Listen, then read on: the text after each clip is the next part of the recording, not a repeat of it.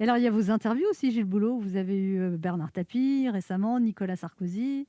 Comment ça se passe quand on affronte des animaux politiques quand même Bah, de haut vol? D'abord, est-ce que le mot est affronté?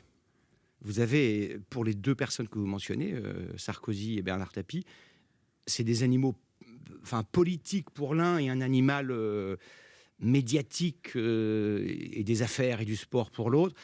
Déjà, il faut se dire que si c'est des animaux, je ne suis pas dompteur.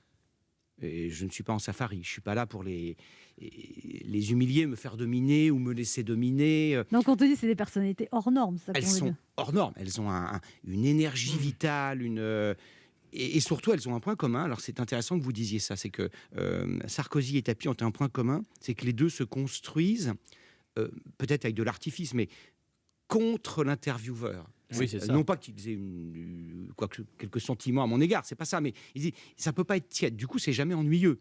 Mais ils arrivent, ils sont face à Anne Romanoff, ils disent oh alors là, Anne Romanoff, là, je vais me construire une sorte d'hostilité artificielle ou d'agressivité, de pugnacité artificielle construite contre vous. Parce qu'il faut que ça C'est la dépote. plupart des hommes politiques, ça, non? J'ai l'impression Non. que Jean-Luc Mélenchon est comme ça aussi. C'est de là en particulier. On donne... Oui, ça dépend. Jean-Luc Mélenchon, c'est plus ductile, plus imprévisible. Il y a des jours, il va un peu vous foncer dans le chou, et après, ce sera plus dans Mais c'est pas l'accompagnement. évident d'être en direct face à des personnalités comme ça, en fait. Il faut être serein. Moi, je l'étais moins il y a 8-9 ans quand j'ai commencé cet exercice. J'étais moins serein face à un animal. Et là, vous vous dites, c'est du direct. Donc, advienne que pourra, on verra. Donc, je suis comme vous. J'ai préparé mes questions, j'ai révisé mes statistiques, mes chiffres, les citations. J'ai appelé des gens qui connaissent Bernard Tapie, qui connaissent Nicolas Sarkozy pour leur demander des choses sur leur état d'esprit.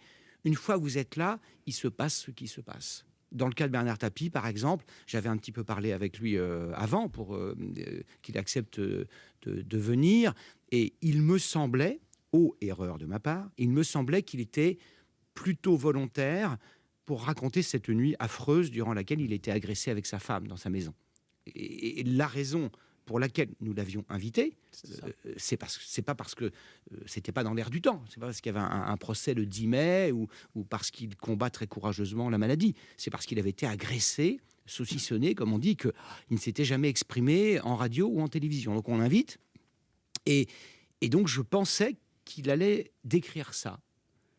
Et il m'a mis un vent, quoi. C'est-à-dire que j'ai posé la question, j'avais toute mon interview, enfin une grande partie de la première partie de l'interview était construite là-dessus. Levé à 4h30 pour ça. Et il m'a fermé la porte sur la chaussure. En Tout de direct suite. devant tout le monde. Et là, je me suis dit, bon, il n'y a plus d'interview, on va boire un thé, qu'est-ce qu'on fait? Est-ce qu'on parle de Bernard Hinault dans le Tour de France 85? Est-ce qu'on parle de l'OM? De quoi parle-t-on? Et comment on s'en sort, justement? Et donc après, je me suis dit qu'il m'avait fermé la porte, mais peut-être pas totalement. Donc j'ai essayé de me reconstruire une légitimité en disant, mais attendez, je ne peux pas ne pas malgré tout vous poser une question sur ça. Donc il a un tout petit peu entrouvert. Et ce qu'il a dit n'était certes pas, ça n'a pas duré un quart d'heure, il n'est pas rentré dans des détails qui sont durs, qui sont douloureux. Mais ce qu'il a dit, avec le talent qui est le sien, était très intéressant. Quand il me regarde et qu'il restitue la haine qu'il a perçue dans les yeux de ses agresseurs, c'était court, c'était sobre, mais moi, ça m'a glacé. Donc, il ne m'a pas totalement fermé la porte, il m'a mis un vent, mais pas totalement. Il y en a un avec qui ça ne s'est pas bien passé, c'est Robert De Niro. Vous dites vous n'étiez pas du tout à l'aise. Mais c'est... Là, je le savais, j'aurais dû le savoir. J'ai une immense admiration pour Robert De Niro, acteur incroyable, et il est connu, notoirement, pour être pas très généreux en interview. Tout son talent, toute son énergie, perdre 10 kilos dans Raging Bull et puis reprendre 20 kilos pour faire Jack LaMotta à 50 ans, il sait faire ça. Se sacrifier, être d'une générosité incroyable. Les interviews, je crois que ça le gonfle. Et donc, il arrive pour un film avec Michel Pfeiffer, Malavita, me semble-t-il, qui est un film pas super génial, extraordinaire, qui a pas marché, mais on m'avait dit, j'avais aucune obligation de les inviter. Michel Pfeiffer, Robert De Niro dans le journal de 20h, franchement, c'est classe. Voilà, ça le fait. Ouais. Et donc ils viennent, il avait le New York Times plié dans son pantalon, il s'intéressait très modérément à l'interview, et j'essayais de réveiller la bête. On parlait d'animal. Ouais. Bah, l'animal était assoupi, quoi, un petit peu, et ça l'intéressait pas tellement. Et donc, j'ai cru comprendre qu'il n'avait pas forcément beaucoup d'estime pour le film dans lequel il avait joué. Enfin, c'est mal embouché.